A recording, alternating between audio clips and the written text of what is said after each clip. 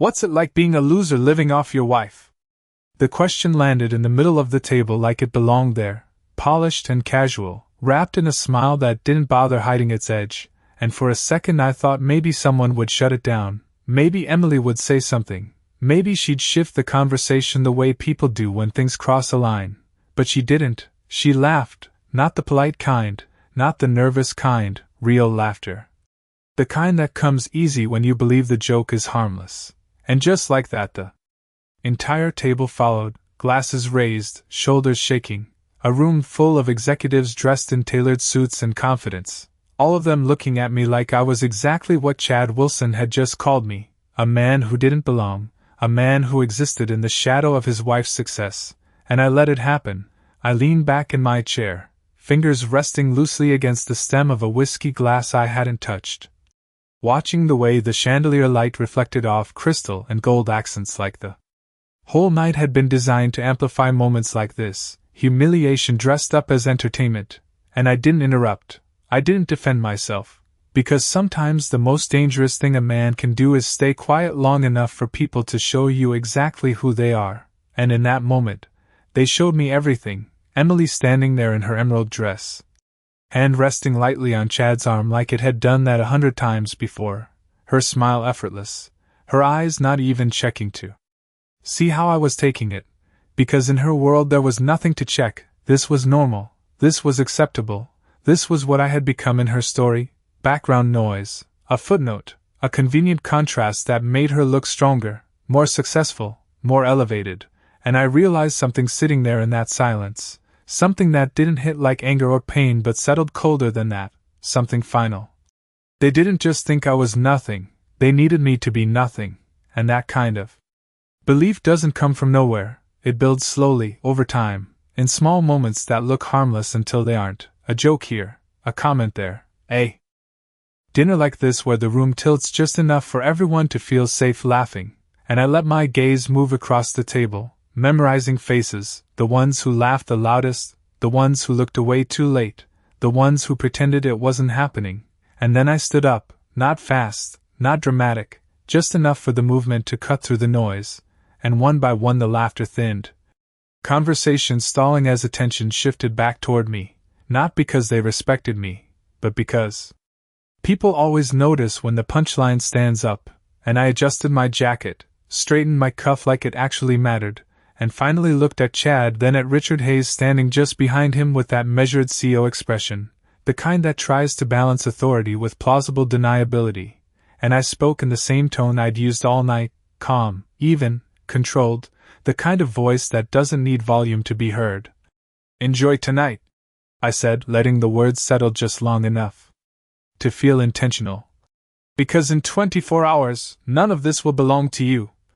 And for a second no one reacted, not because they understood, but because they didn't, confusion flickering across faces that had just been so certain of themselves, and then someone chuckled, a weak attempt to bring the moment back under control, to file it away as another joke, another harmless line from the man they'd already dismissed. But I didn't correct them, I didn't explain, because explanations are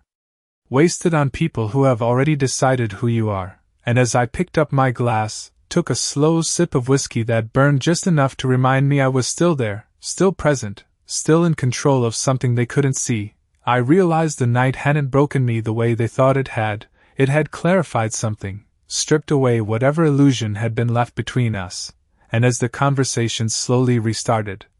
laughter returning in smaller, uncertain bursts, I caught Emily watching me, just for a second, a flicker of something in her expression that hadn't been there before, not guilt, not regret, something closer to curiosity, like she was trying to figure out why I hadn't reacted the way I was supposed to, and I gave her nothing, because sometimes the most powerful move isn't proving people wrong in the moment, it's letting them stay exactly where they are until the ground disappears beneath them. I left the ballroom before anyone could decide whether to laugh again or take me seriously, and the doors closed behind me with that soft, expensive silence that only places like this can afford, the kind that absorbs tension instead of echoing it, and as I stepped into the hallway lined with marble and muted gold lighting, the noise of the dinner faded into something distant, almost irrelevant.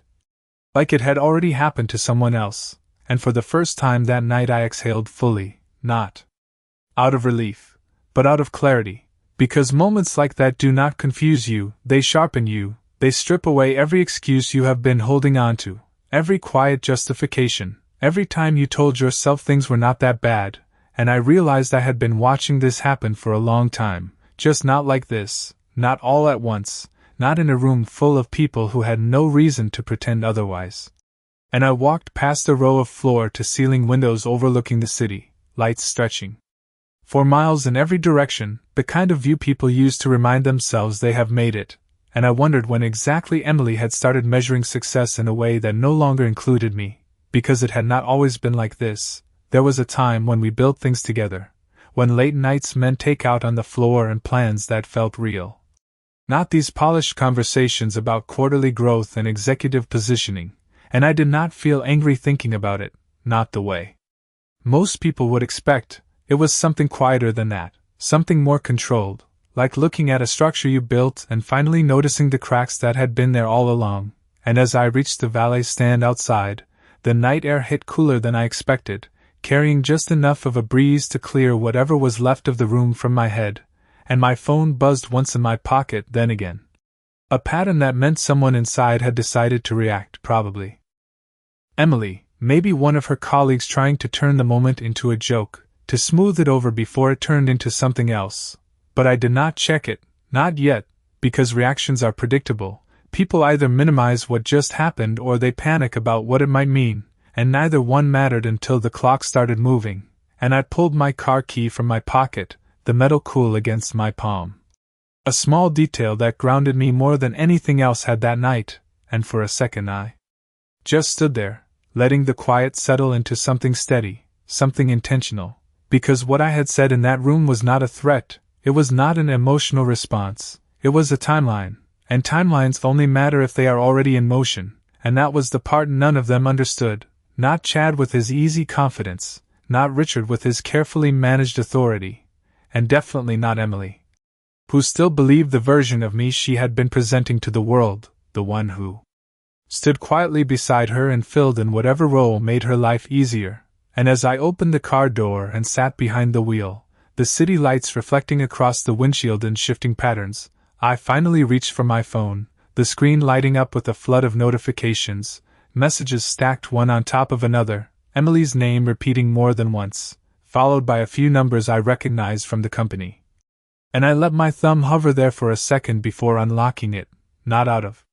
hesitation, but out of precision, because every move from here on out mattered in a way it had not before, and the first message I opened was hers, short, controlled, trying to sound casual in a way that did not quite land, asking what that was supposed to mean, telling me I embarrassed her, telling me I needed to come back inside and fix it, and I almost smiled reading it, not because it was funny, but because it confirmed exactly what I already knew. She still thought this was about the dinner, about the optics, about how things looked in that room, and she had no idea that the room had already stopped mattering, that everything important was already moving somewhere she could not see, and I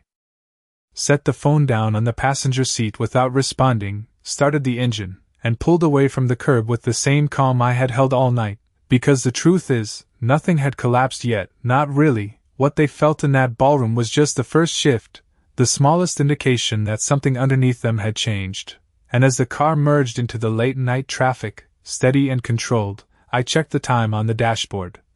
noting it without emotion, without urgency, just a simple acknowledgement of where things stood, because from that moment forward, every minute counted down whether they believed it or not, and the difference between knowing and not knowing is what makes a collapse feel like it comes out of nowhere, even when it has been building the entire time.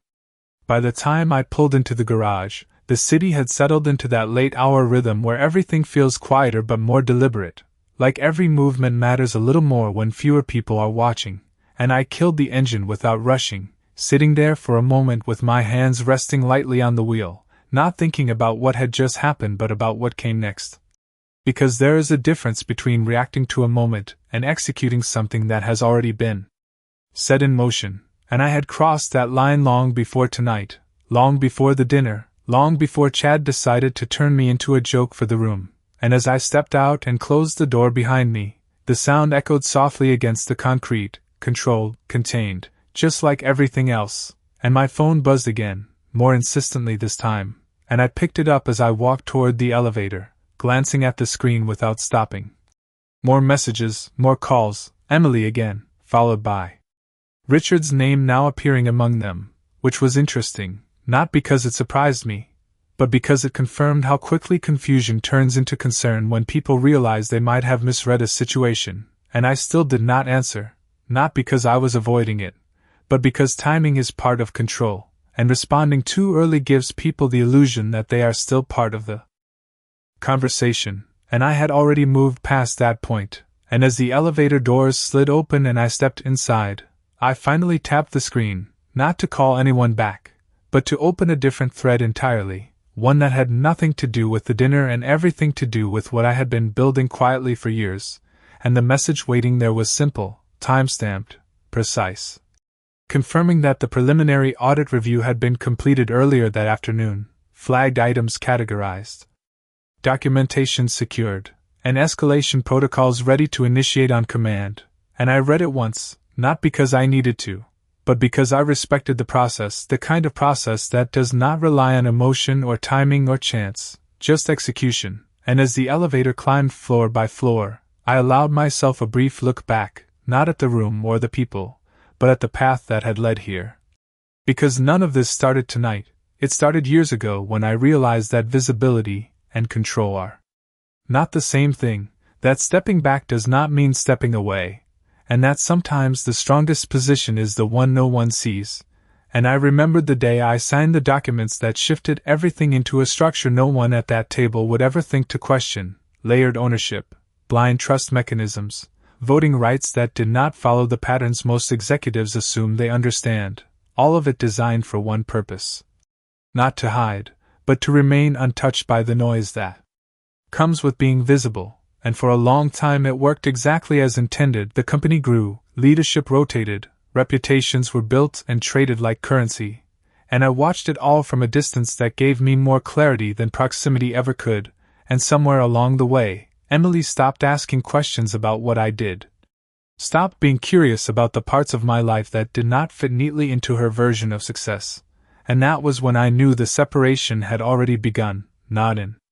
a dramatic way, not with arguments or ultimatums, just a quiet shift in what mattered, and the elevator reached my floor with a soft chime, pulling me back into the present, and as the doors opened I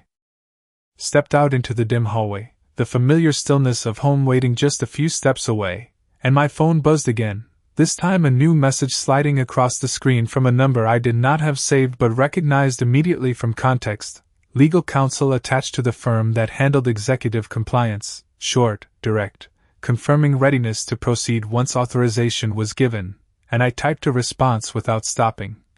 Just 2 words, clear and final, initiating the first phase of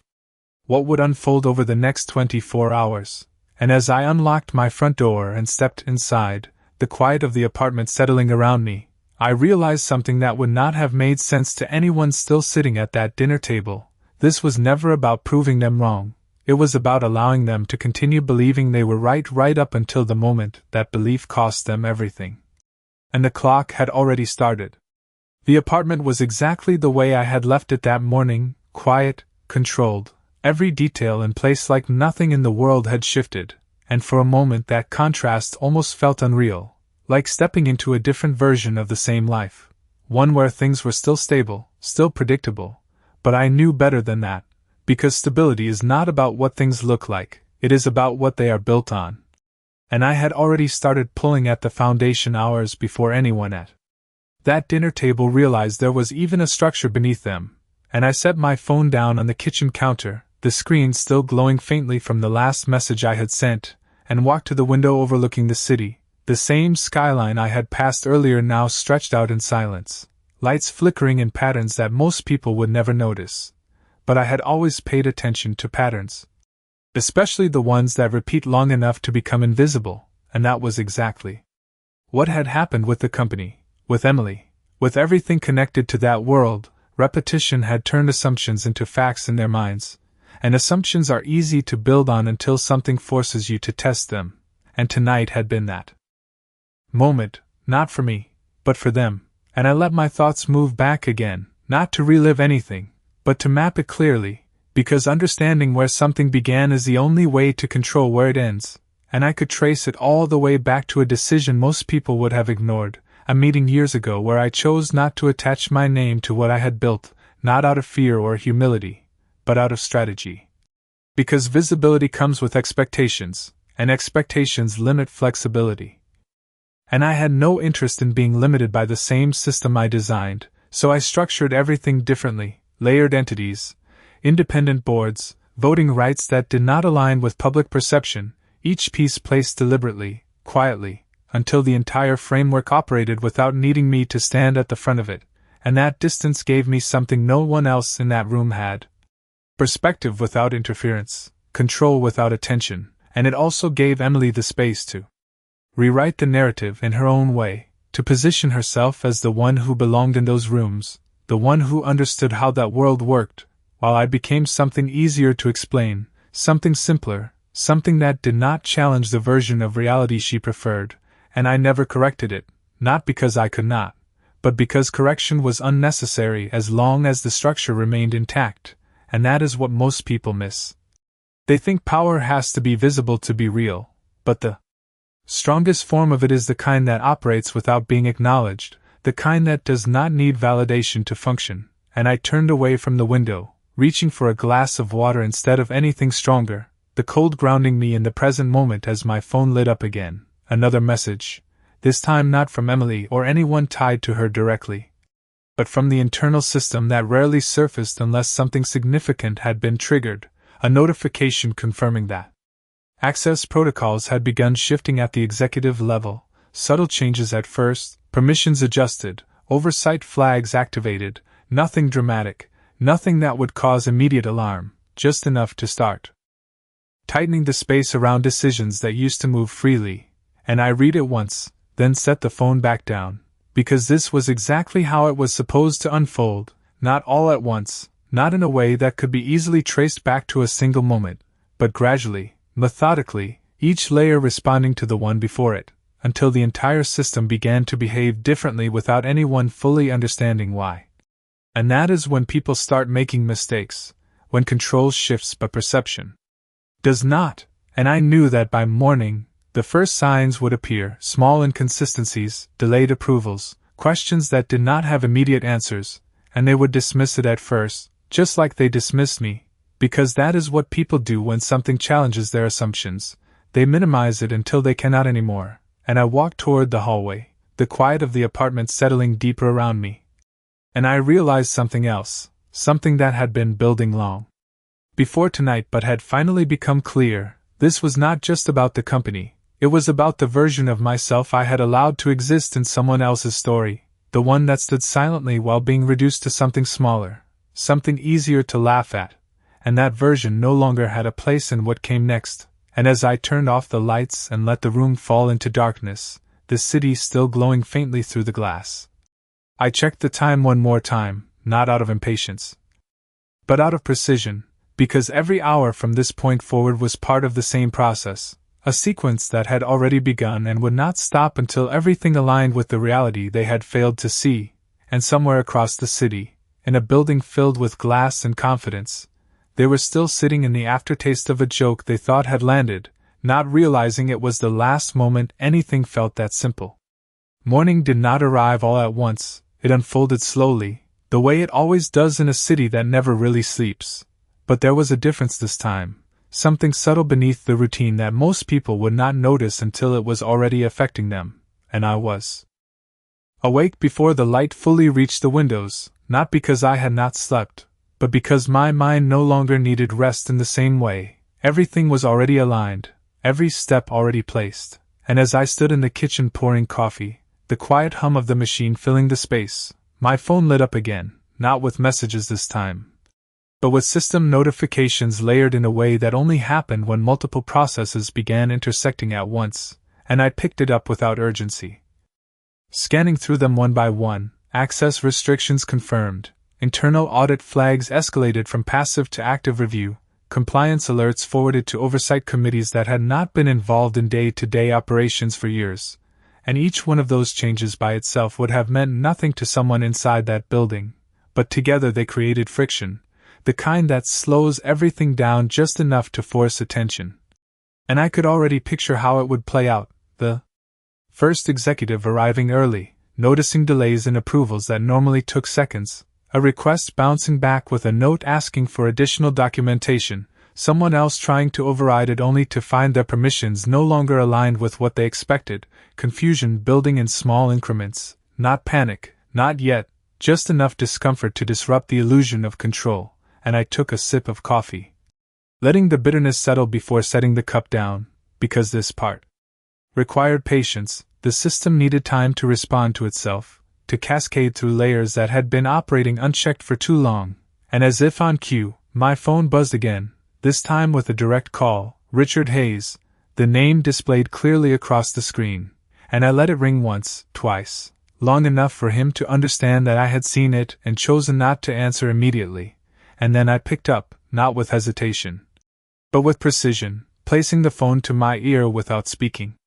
First, allowing the silence to stretch just enough for him to fill it, and he did, his voice controlled but tighter than it had been the night before, asking what was going on, referencing system issues, audit flags, approvals being frozen across multiple departments, and I listened without interrupting, letting him lay it out in the language of someone who still believed this was a technical problem, something that could be traced, isolated, resolved, and when he finished, I responded in the same tone I had used the night before, calm, steady, without any need to raise my voice, telling him that nothing was broken, that everything was functioning exactly as it was designed to, and there was a pause. On the other end, a shift in his breathing that told me he was starting to understand that this was not something he could fix with a meeting or a directive, and he asked the question that mattered, not directly, not yet, but close enough, asking if this had something to do with what I said last night, and I let a second pass before answering, not for effect, but because timing reinforces meaning. And then I told him that what he was seeing was the first layer, that there were more, and that by the end of the day, the company would not look the same as it did when he walked in that morning, and the silence that followed was different from the one before, heavier, more aware, because realization had started to take shape, and he asked what I wanted, the assumption still there that this was negotiation, that there was something to offer, something to fix, and I did not correct him immediately. Because people need a moment to sit with the wrong idea before they are ready to hear the truth, and when I finally spoke, I told him this was not about what I wanted, it was about what had already been set in motion, and that the only thing left for him to decide was how he handled the next few hours, and I ended the call before he could respond, not out of dismissal, but because the conversation had already served its purpose, and as I set the phone back down, another message appeared almost instantly. This time from Emily, shorter than the ones from the night before, more direct. Asking what I had done, and I looked at it for a moment before locking the screen again, because answers given too early lose their impact, and this was not a moment for explanations, it was a moment for reality to unfold on its own terms, and somewhere across the city, in that same building filled with glass and confidence, the first cracks were no longer theoretical, they were visible, and the people who laughed the night before were now trying to understand a system that had quietly stopped responding to them the way it always had, and that is when everything begins to change, not with noise, not with chaos, but with the simple realization that control is no longer where they thought it was. By mid-morning the shift was no longer subtle, it had crossed into something people could not ignore, and I could see it reflected in the steady stream of updates hitting my phone, each one carrying a slightly different tone than the last, no longer routine notifications but fragments of a system beginning to resist the people who thought they controlled it, and I did not need to be inside that building to understand exactly how it looked. The conference rooms filling earlier than usual, voices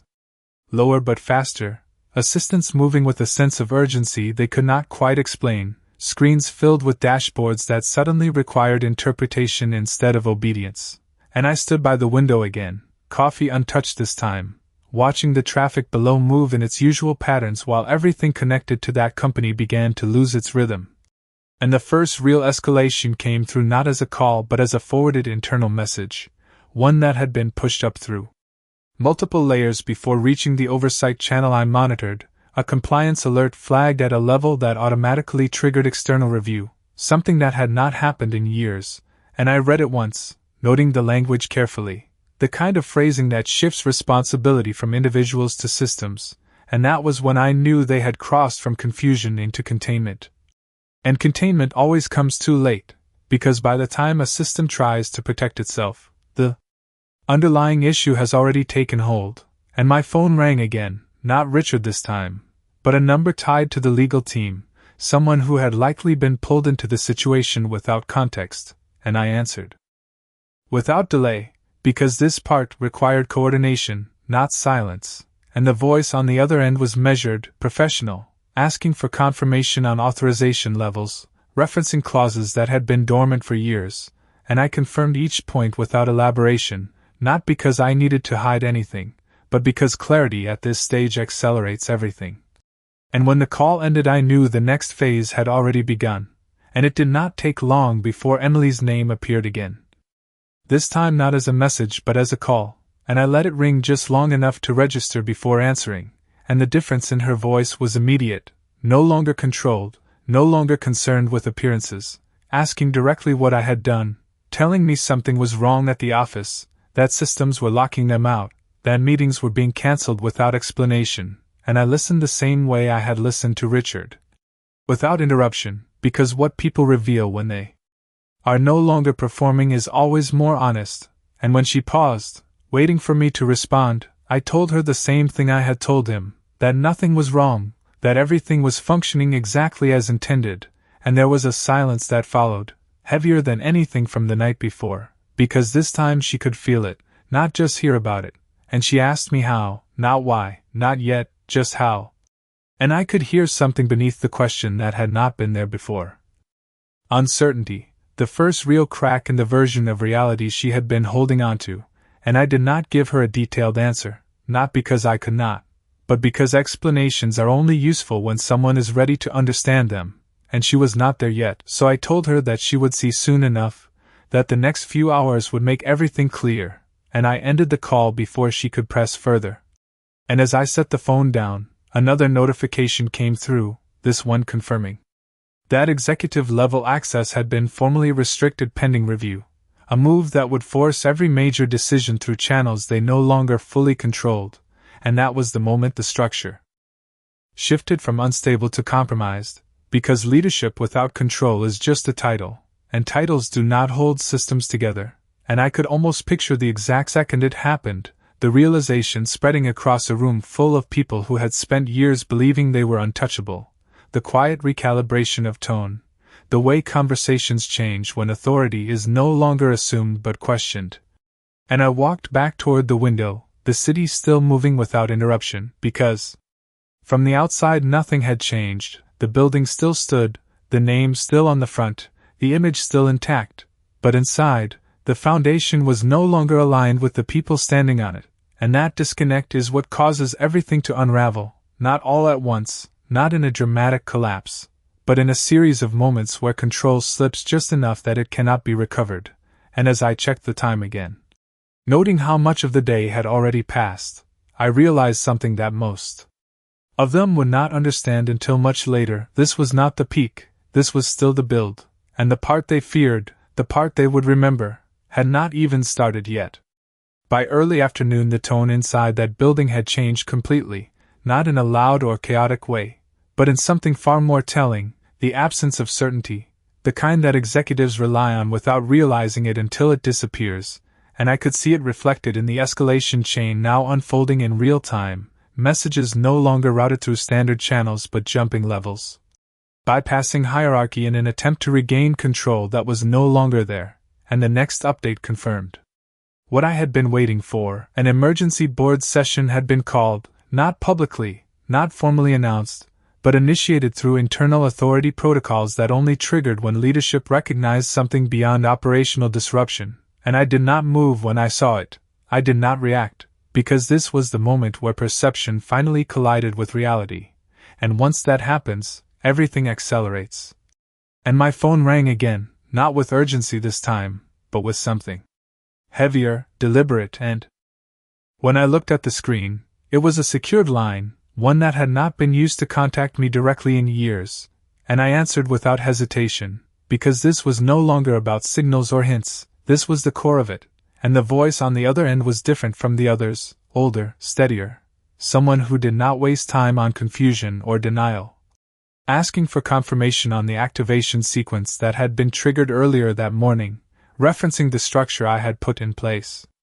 long before most of the current leadership had even joined the company, and I confirmed it in a single sentence, clear and final, and there was no surprise in the response, no questioning, just acknowledgement, because at that level, people do not react, they adjust, and when the call ended, I knew the final phase had begun, and it did not take long for the effects to surface, because within minutes another notification came through.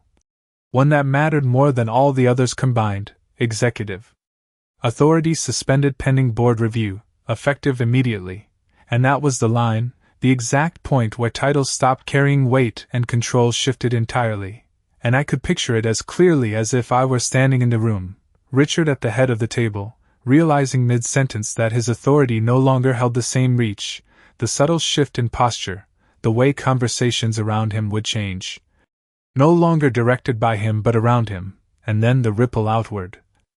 Department heads receiving the same notice, systems locking decision-making behind layers they could not bypass, and in that moment, the structure did not collapse, it realigned, and that is what makes it so difficult to stop, because from the outside it still looks intact, still functional, still operational, but the control has moved somewhere else entirely, and my phone buzzed again. This time not with a call but with a message from Emily, and when I opened it, the tone had changed. Completely, no longer questioning, no longer demanding, just a single line asking me to meet her, saying they were in a boardroom, saying everything was being shut down, and no one understood why, and I read it once before setting the phone down, because this was the part where proximity would not change anything, where seeing it up close would not alter the outcome, and I walked back to the window, the same view, the same city, everything unchanged on the surface, and I realized something as I stood there, something that had been building quietly beneath everything else. This was not just the unraveling of a company structure or a shift in corporate control. It was the collapse of a belief system, the one that had allowed them to sit in that room the night before and laugh without hesitation, the one that had convinced Emily that I was something smaller than what I had built. And those kinds of beliefs do not disappear all at once, they break under pressure, piece by piece, until there is nothing left to hold on to, and as the next update came through confirming that an external review had been formally initiated, locking the entire executive layer into a position they could not move out of. Without approval they no longer controlled, I checked the time again, noting how much of the day remained, and I knew that what they were experiencing now, the confusion, the tightening, the realization that something fundamental had shifted, was only the beginning, because the part that changes everything is not when control is removed, it is when the people who thought they had it finally understand who actually does. And that understanding was getting closer with every minute that passed. By late afternoon the pressure inside that boardroom had stopped being manageable and started becoming something else entirely, something heavier, something that does not come from noise or panic but from the slow realization that there is no simple way out, and I could see it in the updates that no longer came in steady intervals but in clusters, bursts of activity followed by silence. The kind of pattern that happens when people are no longer working from a plan but reacting in real time, and one message in particular stood out, not because of its urgency but because of its tone, a formal notice issued internally but flagged at the highest level, confirming that an external oversight panel had been granted temporary authority over executive operations, a move that effectively removed the last layer of internal control they had been relying on, and I read it carefully, not because I needed to understand it, but because I respected the precision of it, the way every word carried weight without needing explanation, and that was when I knew the shift was complete, not just in structure but in perception. Because once authority moves outside the people who built their identity around it, everything they thought was stable starts to feel uncertain, and my phone buzzed again, Emily calling for the third time since her last message, and this time I answered immediately, not because I was ready to explain anything, but because the timing had finally aligned with the moment she needed to hear it, and when I put the phone to my ear, her voice was different from anything I had heard before, not controlled, not polished, not even angry. Just unsteady in a way that did not fit the person she had been at that dinner, telling me they were all in the room, that Richard was trying to hold it together but nothing was working, that systems were being locked down from outside, that decisions required approvals no one in the building could grant, and for the first time she said something that mattered. She said she did not understand, and I let that sit for a second before responding. Because understanding does not come from explanations, it comes from contrast, and I told her to look around the room, to really look, not at the screens or the documents but at the people, at how they were reacting, at how the confidence from the night before had shifted into something quieter, something more cautious, and she did not answer immediately. But I could hear the movement on the other end, the shift in focus as she followed what I said. And then I told her that what she was seeing was what happens when control is taken away from people who thought they owned it, that the structure they had been operating inside was never as simple as they believed, and that the version of reality she had been presenting to everyone else did not match the one that actually existed. And there was a pause, longer this time, and when she spoke again, the question had changed. No longer how or what, but why, and I could hear something else beneath it, something that had not been there before, something closer to realization than confusion, and I did not give her a long answer, because this was not about justification or explanation, it was about clarity. So I told her the truth in the simplest way possible. That nothing I had done today was new, that every step had been built long before that dinner, long before she decided who I was in that room, and that the only difference now was that the system was no longer protecting the version of reality they had been comfortable with, and I let the silence settle after that, because silence is where understanding takes shape, and after a moment she said my name, not the way she had the night before, not with dismissal or distance, but with something closer to recognition. Like she was trying to connect two versions of me that had never existed in the same place before, and I did not respond to that, because names only matter when the person behind them is understood, and that was the part she was just starting to see, and as the call ended, not abruptly but naturally, like there was nothing left to say in that moment, another update came through, confirming that interim leadership protocols had been activated, effectively placing the entire executive structure under temporary governance they could not override, and that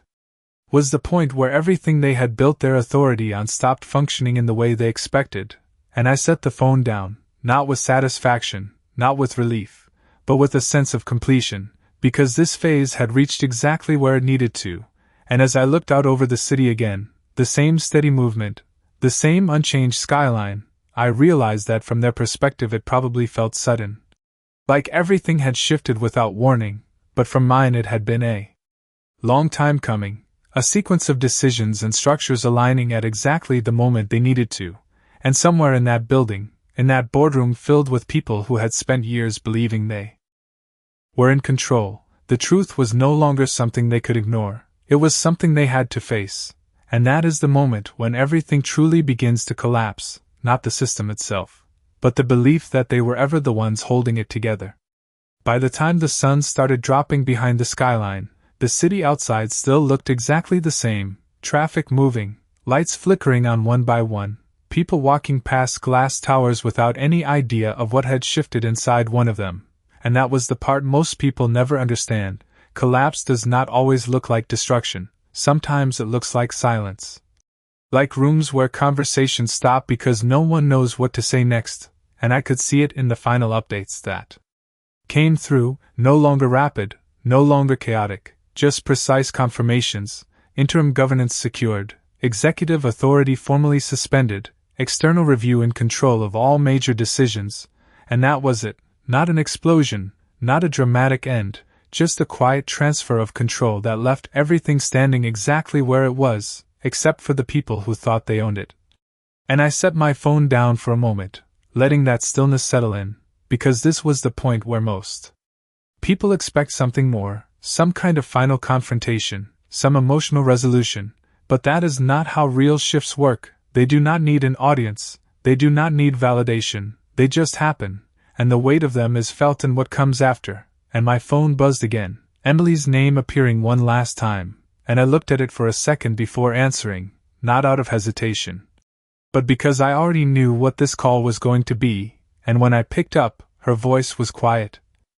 Not broken, not dramatic, just stripped of everything it had been carrying before, telling me it was done, that Richard had been removed from operational control, that the board was taking over, that people were being told to step aside until further notice. And there was a pause after that, not because she expected me to respond immediately, but because she was processing it herself. And then she asked a question that was not about the company. Not about the system, but about me, asking who I really was in all of this, and I let that question sit for a moment, not because I needed time to answer, but because the answer was not something she could fully understand in a single sentence, and I told her the truth in the simplest way possible, that I had always been exactly who I said I was, just not the version she chose to see, and there was no argument after that. No attempt to push back or reframe it, just silence, the kind that comes when something finally aligns in a way it cannot be undone, and I could hear it in the way she exhaled, in the way her voice shifted when she spoke again, softer this time, not asking for anything, not trying to fix anything, just acknowledging that she had misread something that mattered, and I did not offer comfort, not because I lacked it,